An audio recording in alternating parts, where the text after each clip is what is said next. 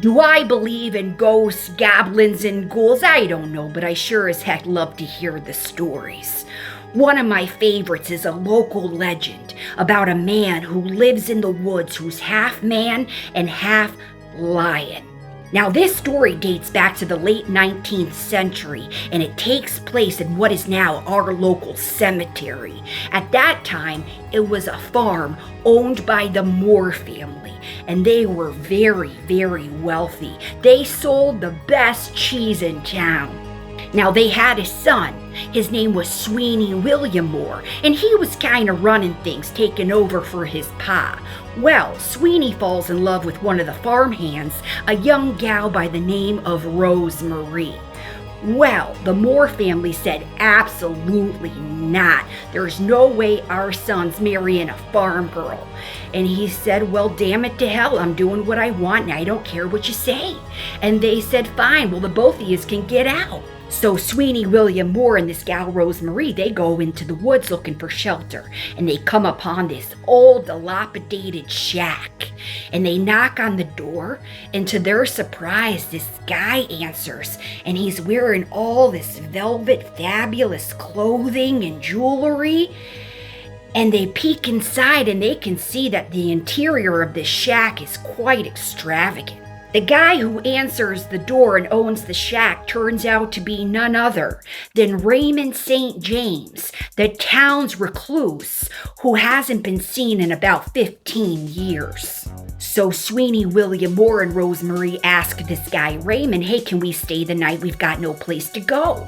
And he says, yeah, sure, come on in. I hope you don't mind, though, I've got a lot of cats. And they were like, oh my gosh, of course, no, thank you for letting us stay. We love animals. And they go inside, and the place is just gorgeous. Decked out with beautiful drapery, ornate candlesticks everywhere, but it stunk. It stunk so bad, and they counted 37 cats. So Sweeney William Moore whispered to his gal Rose Marie, I don't think it's going to be safe in here with this stench. I think we're better sleeping out in the cold. And she kind of gave him like a, yeah, I agree.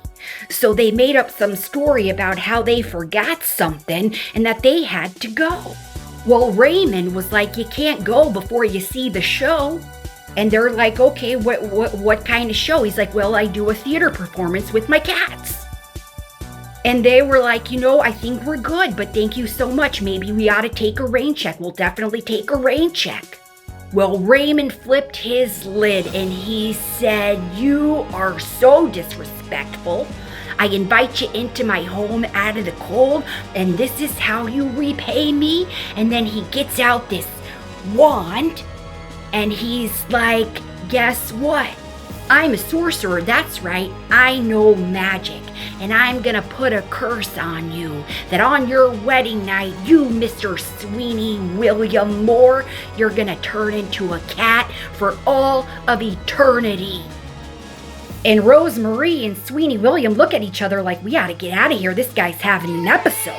And the cats are going wild, and this guy's waving around his wand, and they hit the door running. They run back to Sweeney's family's farm, and they end up just sleeping in the barn. The next morning, they head into town so that Sweeney could look for some work. He gets a job, Rose Marie gets a job, they put together some money, and they get themselves a little place. Their life was simple, but it was beautiful. They worked hard in the day, and at night they'd come home to each other and share a meal, read by the fireplace by candlelight. One day, Sweeney William and Rose Marie were picking wild strawberries. And Sweeney looked at her and he said, I love you. I love you, and I want to spend the rest of my life loving you. Will you marry me?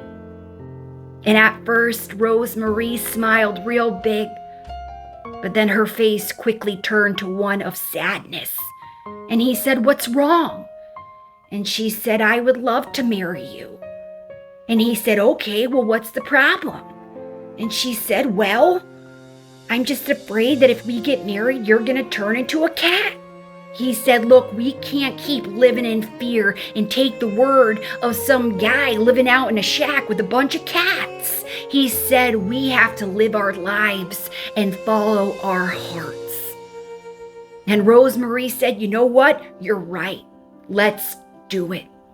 Sweetie William and Rosemarie have a small elopement ceremony in the woods with a couple of their good friends.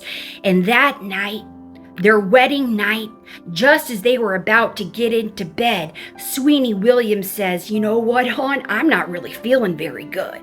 And then Rosemarie is like, can I get you a glass of water? And he's like, no, but I think I ought to try to go to the bathroom. So he goes outside to the outhouse, and he's gone a long time. Finally, Rosemarie says, enough of this, I'm going to go check on him.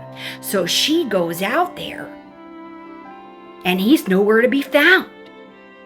And so she's calling his name, and she hears nothing but some loud meows in the distance. And then she knew what must have happened. She couldn't say for sure, but she knew in her heart what was true. Her husband was a cat. What Rosemarie didn't know is that Raymond's spell had backfired, and Sweetie William was not turned into an ordinary house cat. No, he was not. He had been turned into a half man, half lion, and he was out for blood, Raymond's blood.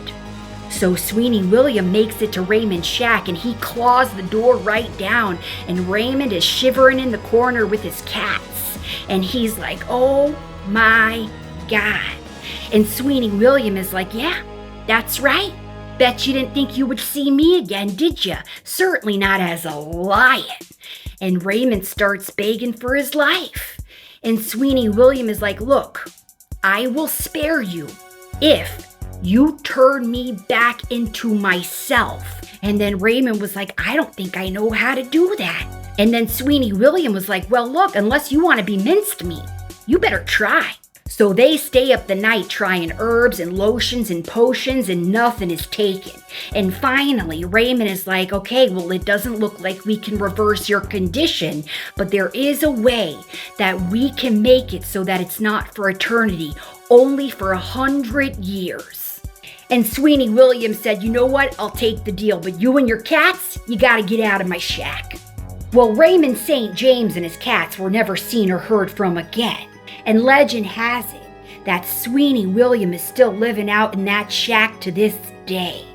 Now, what happened to Rosemarie? Well, the legend says one night she was awoken by the cries of a cat. So she went outside to see what was going on, and she found a letter lying on the ground. The letter had a paw print right in the middle, and it read, my beloved Rosemarie, I will come lie with thee in 100 years. Love, Sweetie William. But that's not all.